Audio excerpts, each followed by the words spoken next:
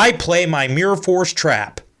Hey everyone, Templar74 here with another Yu-Gi-Oh video, and today's Yu-Gi-Oh video will be an episode impression regarding this week's episode of Yu-Gi-Oh VRAINS, episode 39, and I gotta be honest, I really enjoyed this episode, and I literally found myself laughing my head off at the end of it in one of those, oh, the irony moments.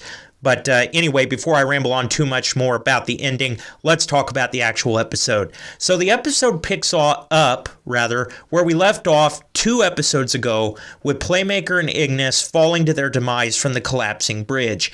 That is, until a freak data storm materializes and saves them both. Now, of course, Playmaker's first instinct when this happens is to assume that Ignis did it.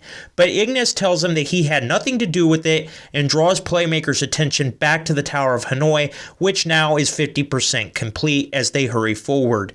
We then go to Go Onizuka, who's walking through this desert-like area, thinking back to right before he left for VRAINS with Blue Angel and Playmaker to stop the Knights of Hanoi. He's thinking back to the orphans that sat there in horror as they watched all these people be absorbed into the Tower of Hanoi, and we actually see Go leaving, or attempting to leave rather, to go to VRAINS, but his manager tries to stop him and says, as your manager, I can't let you go to Link VRAINS.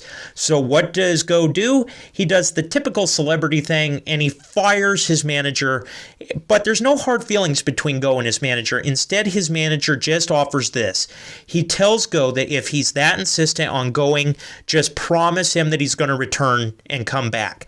To which Go just kind of jokingly says, of course I'm going to return. I'm Go Onizuka after all. Who do you think I am?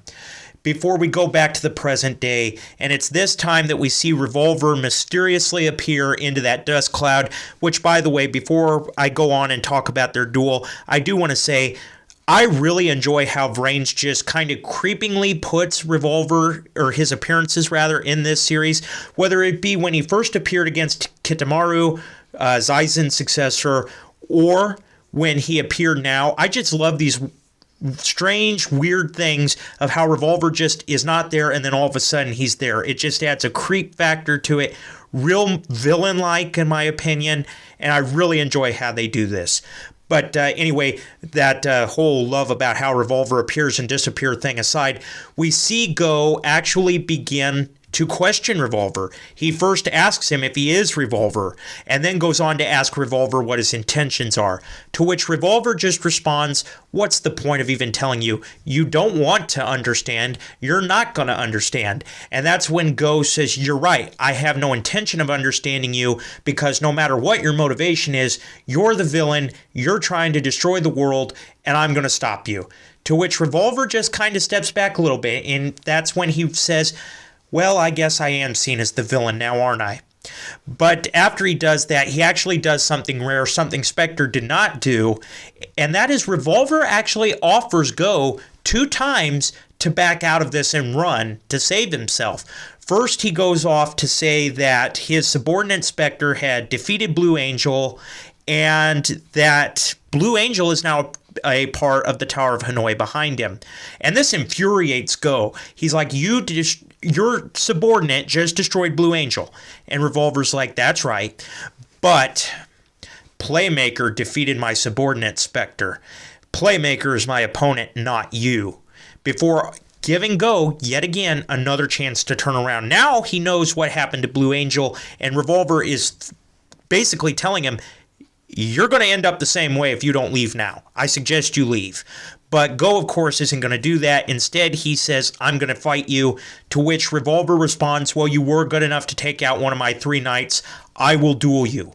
We then go back to Playmaker and Ignis. They're running up towards the Tower of Hanoi, and it's actually Yamamoto that pops in all of a sudden and stops Playmaker and says there's a duel going on right over there. Now, of course, Playmaker is able to put 2 and 2 together really quickly. He realizes that, wait a minute, if Spectre is destroyed and Blue Angel is in the Tower of Hanoi, that can only mean the ones dueling are Revolver and Go. And he quickly turns his attention and runs off to where Go and Revolver are dueling. So we see the duel begin between Go and Revolver, and we see the duel kick off. Go takes the first move and opens it up with a stupendous and almost flawless continuous Link summon. But after this continuous link summon, he ends his turn, and Revolver actually manages to up one him. Revolver actually manages to bring out Topologic Bomber after Revolver uses Go Monster's Thunder Ogre effect. And so Revolver has already kicked off this duel on a high note. He's already got Topologic Bomber out on the field and uses its effect to destroy all of Go's field with the exception of Topologic Bomber and Thunder Ogre. So everything on the field is gone except those two monsters. And with Go and Revolver's fields clear, Go returns Revolver's favor by first link summoning Shadow Ogre and uses Revolver's Topologic Bomber Dragon's effect, which of course will target Shadow Ogre, and actually counters it using Shadow Ogre's effect to turn around and negate Topologic Bomber's destruction effect and destroy Topologic Bomber, much to Revolver's surprise. But that does not deter him, as Revolver uses his card Link Protection to banish it and Topologic. And basically what this combination will allow him to do is that if Go does not have 4 Link monsters, which was Topologic Bomber's Link number, he can't attack. So unless there's 4 Link monsters on Go's side of the field, he can't direct attack Revolver to finish it off. And actually, even Ignis comments that Go's going to win this until Revolver activates that card, of course, because Revolver's field is clear, and Go already has 2 monsters on there that total more than 4,000 attack points. So basically, yeah, Link Protection's effect just stopped Go dead in his tracks. But Go is undeterred by this, and using his monster effects, performs one more continuous summon, which turns into a continuous link summon until that condition is met. And when that condition is met, he sends the Great Ogre, the last link monster he summons, the first Goki Great Ogre monster we saw from Go. That's the one he sends into battle with Revolver. But, and this was the irony of the entire episode. Playmaker's actually watching this, and he's not entirely sure this is going to work, unlike Ignis, because he remembered that Revolver had a face-down card, but didn't know what that card was. Well, as Go moves in for the direct attack, Revolver opens his trap card and reveals it to be the Sacred Barrier Mirror Force, Yugi's go-to card in Duel Monsters, by the way. And it's at that moment Go and Playmaker and everybody realize that this horrifying card that Revolver has is Mirror Force. Now, like I said before, everybody was in shock by this because and you guys can correct me in the comments section if I'm wrong, we haven't seen the Mirror Force trap card played in a long, long time. In fact, I think the last time I can remember it actually being played like that was way back in the Yu-Gi and Duel Monster days. But of course, you guys can correct me if I'm wrong on that.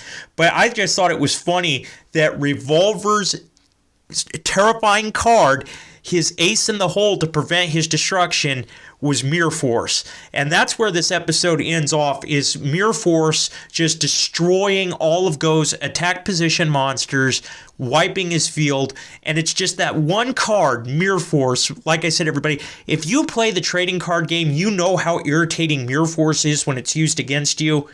Yeah, it was one of those moments. So I was really amazed to see that that was Revolver's hidden, horrifying card that was first mentioned by Ghost Girl, then by Playmaker, then by Blue Angel, then Go. That's right, everybody. We know what that horrifying card is, and it is indeed the Sacred Barrier Mirror Force. So anyway, that's where the episode left off, and that's pretty much the episode. Like I said, there at the very end when Revolver activated that card, I was just having one of those, oh, the irony moments, and I was laughing my head off when I watched that. I'm just like, no! I hate that card. I love it when it's in my deck, but I hate it when it's in somebody else's. But anyway, with that point aside, like I said before, this episode was really good, really enjoyed it. I give this episode an 8 out of 10. I really did enjoy this episode, although there were a couple of continuity questions I had, is like, how did Ghost Girl know that this was Mirror Force? Because she doesn't really say what it is. She just says it has a terrifying card, and we actually see this clip that looks like a flashback, but I actually did go back and rewatch that episode because I'm like, wait a minute, I don't think I remember that scene when Revolver and Ghost Girl fought, and sure enough, it's not there. So I just want to know how that stayed a secret for so long, and there are just a couple of other little questions I have. But anyway, before I ramble on too much longer, those were my thoughts about the episode. Really enjoyed it. Really looking forward to the next part of this battle. I still can't believe it's Mirror Force. But anyway, as always, in the comments section down below, let me know what you guys thought of this week's episode. Did you love it? Did you hate it? Did you think it was just there? What are your thoughts on the hidden horrifying card being Mirror Force? Just let me know what your guys' thoughts are in the comments section down below, because as always, I enjoy hearing from you. All right, everyone. As always, Templar74 signing off. Have a great day, everybody, and I'll talk to you all next time. Goodbye, everybody.